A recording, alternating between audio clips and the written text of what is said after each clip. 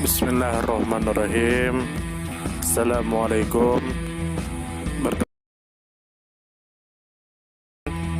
Semoga kita baik-baik saja dan semoga kita masuk surga. Amin. Orde Baru. Orde Baru adalah sebutan bagi masa pemerintahan Presiden Soeharto di Indonesia.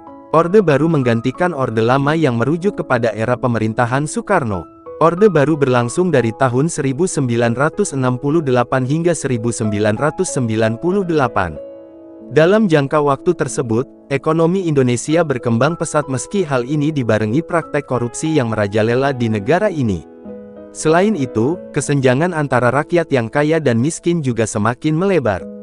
Pada tahun 1968, MPR secara resmi melantik Soeharto untuk masa jabatan 5 tahun sebagai presiden, dan kemudian dilantik kembali secara berturut-turut pada tahun 1973, 1978, 1983, 1988, 1993, dan 1998. Bagi umat Islam, kehadiran Orde Baru pada awalnya adalah sebuah harapan terutama bagi aktivis-aktivis Islam politik. Sebab pada pertengahan terakhir kepemimpinan Soekarno, keberadaan sosiopolitik umat Islam terimajinalisasikan oleh kekuatan lain, khususnya Partai Komunis Indonesia (PKI).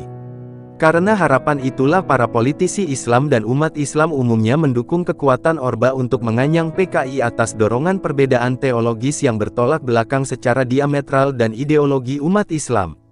Pasca kehancuran PKI dan ideologi komunis, umat Islam menagih janji Soeharto untuk memberi posisi strategis dalam pentas perpolitikan nasional di Indonesia. Setelah pemilu 1971 maka dilakukan penyederhanaan jumlah partai tetapi bukan berarti menghapuskan partai tertentu sehingga dilakukan penggabungan sejumlah partai.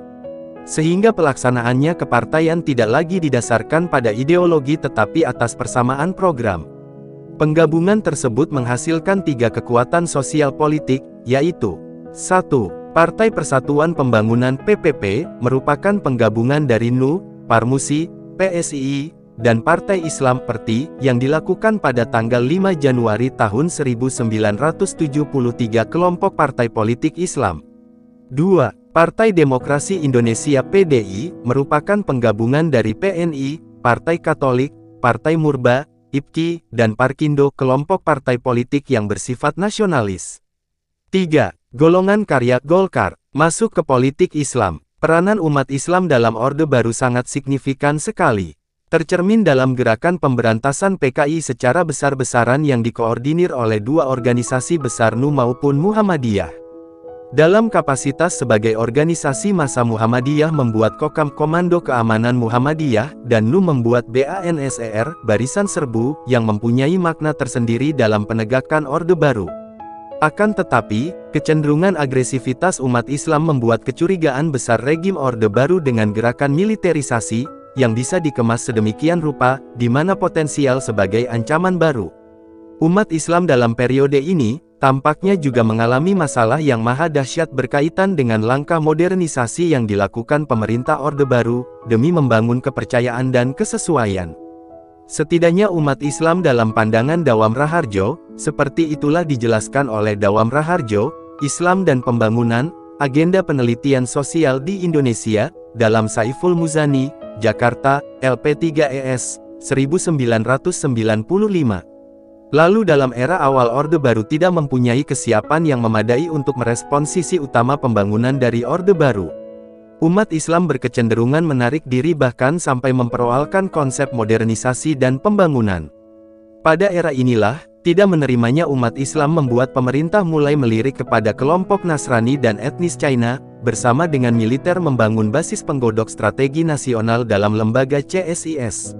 Ada sebagian orang Islam yang masuk bahkan membidani kelahirkan CSIS ini, yakni Ali Murtopo, yang lebih dikenal dengan aliran Islam Abangan. Ketidaksiapan umat Islam ini kemudian menjadi tersingkirnya umat Islam dalam panggung ekonomi nasional.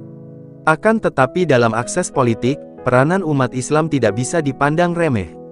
Sehingga pemerintah merasa perlu untuk menata bahkan mengkooptasi umat Islam, dalam sebuah komunitas politik yang lebih bisa dikendalikan oleh pemerintah, seperti itulah dijelaskan oleh Syafi'i Anwar, Pemikiran dan Aksi Islam Indonesia, sebuah kajian politik tentang cendekiawan Muslim Orde Baru, Jakarta, Paramadina, 1995.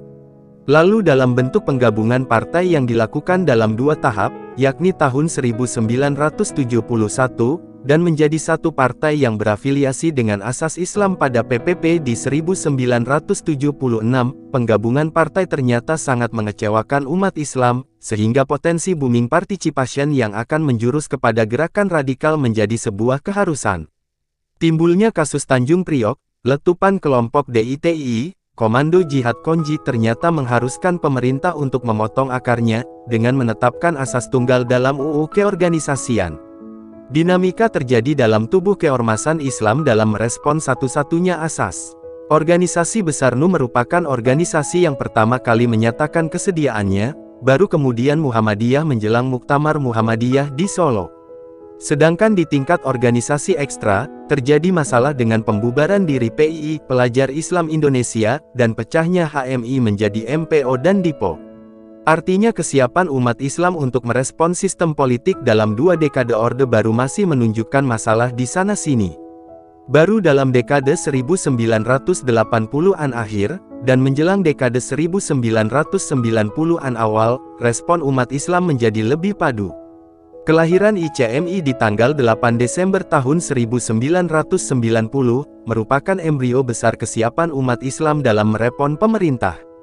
Dalam pandangan Dawam Raharjo, ICMI mampu mengangkat dan mengajak pemerintah untuk mengapresiasi umat Islam. Bahwasannya ajaran dan umat Islam dapat memberikan kontribusi yang positif dalam pembangunan. Peran kelembagaan ICMI, pada akhirnya mampu membuat umat Islam melakukan proses pemapanan kedudukan di hadapan negara, umat Islam dapat melakukan pembaharuan makna dalam bernegara dan umat Islam dapat melakukan penjadwalan program-program yang lebih antisipatif. Daftar Pustaka 1. Dawam Raharjo, Islam dan Pembangunan, Agenda Penelitian Sosial di Indonesia, dalam Saiful Muzani, Jakarta, LP3ES, 1995. 2. Syafi'i Anwar, Pemikiran dan Aksi Islam Indonesia, sebuah kajian politik tentang cendekiawan Muslim Orde Baru, Jakarta, Paramadina, 1995. 3. Halim Abdul, Politik Hukum Islam di Indonesia, Badan Litbang dan Departemen Agama RI 2008.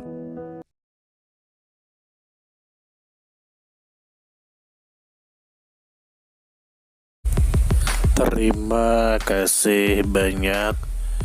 Mohon maaf jika ada salah. Semoga kita masuk surga.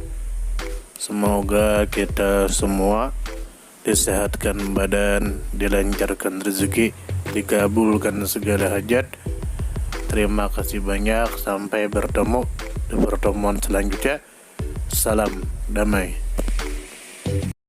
Terima kasih. Semoga kita baik-baik saja. Mohon maaf. Terima kasih. Semoga kita baik-baik saja. Mohon maaf.